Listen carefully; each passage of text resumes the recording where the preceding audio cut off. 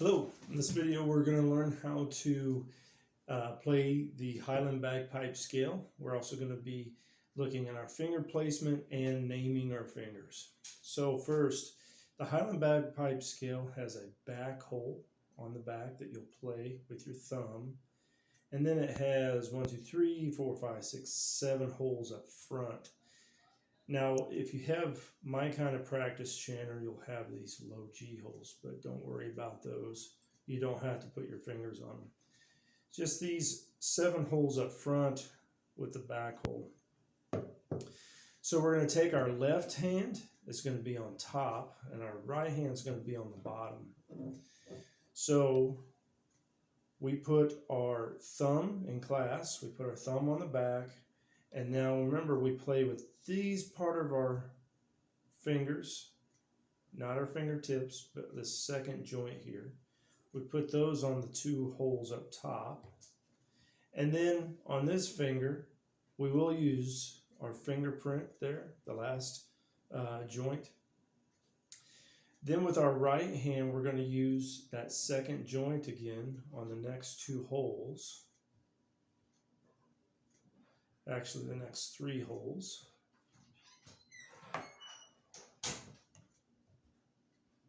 And finally, we're going to be putting our pinky down here on that last hole, and we will use our fingerprint joint right there on the last hole.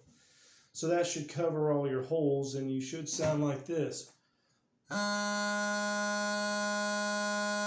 that's a low G. Now, if you need practice with that, we'll practice that when you get to class. These videos are just really made for a reference after you take a lesson with me. So that note we played is our low G. As we go up the scale, we're going to raise up our pinky here of our right hand. Now this right hand is down low on the chanter, so we'll call that our low hand. And as we pick up that pinky, we make an A.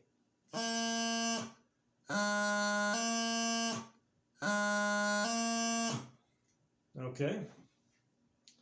So whenever we lift up a finger and we make a note, which that one was a low A, now this finger is named after the note it makes. So this finger, instead of being called a pinky, will now be called a low A.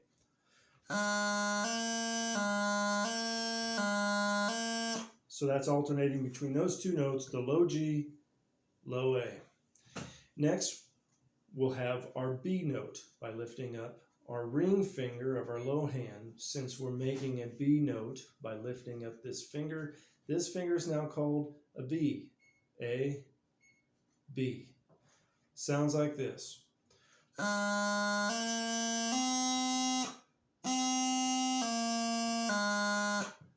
Next, we have our C. We're going to lift up our C fingers. So these fingers are A and B are already lifted up. We're going to lift up our middle finger and to make a C note.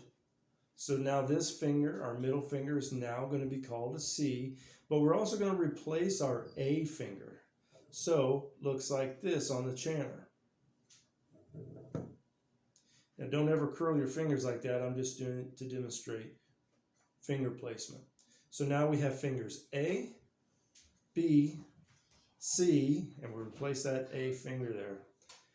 Sounds like this, and the whole scale.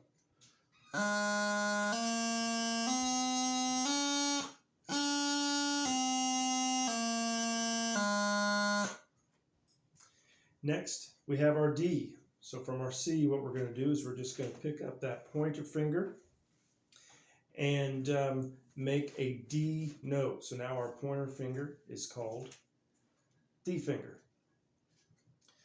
Here's what the D sounds like. Here's the scale so far.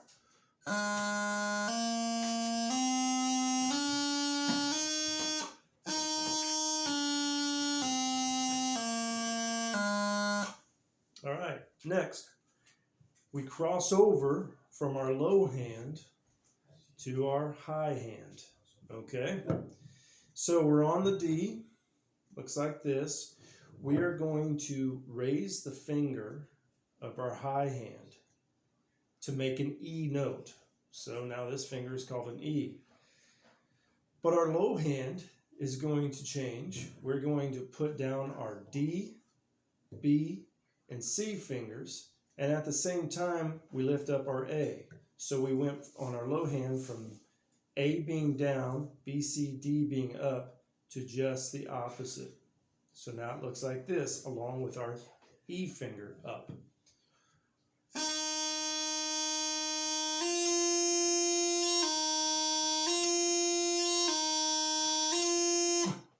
So there's a lot of fingers moving here when we cross over from our low hand to our high hand notes. And that's just something we'll get used to in class, and I'll go over to you in class. So this is your E note. And here's the scale so far.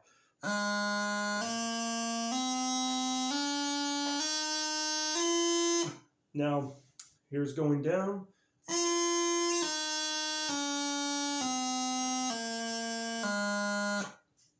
So you want to be careful to not have crossing noises, okay?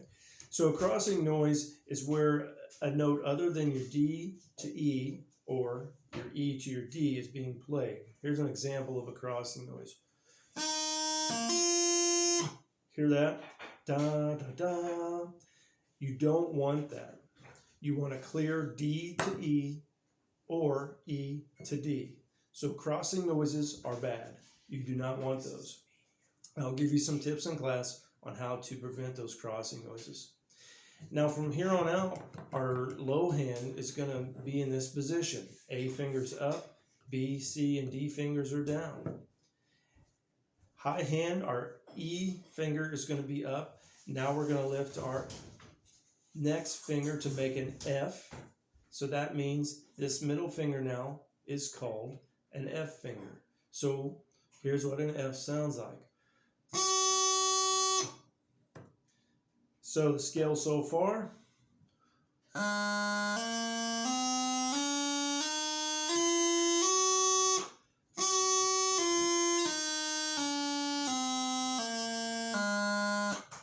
Very good. So we were on the F. Now we're going to lift our pointer finger to make a G note. So now these three holes are all uncovered.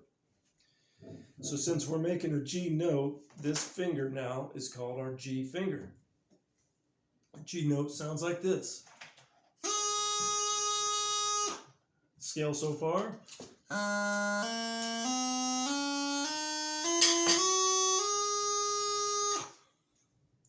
And finally, we have one last note. We're going to lift up our thumb back here to make a high A, but at the same time, we're going to replace this E finger.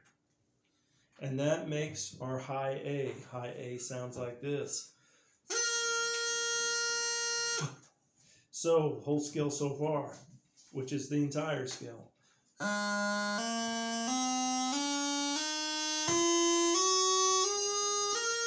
And down.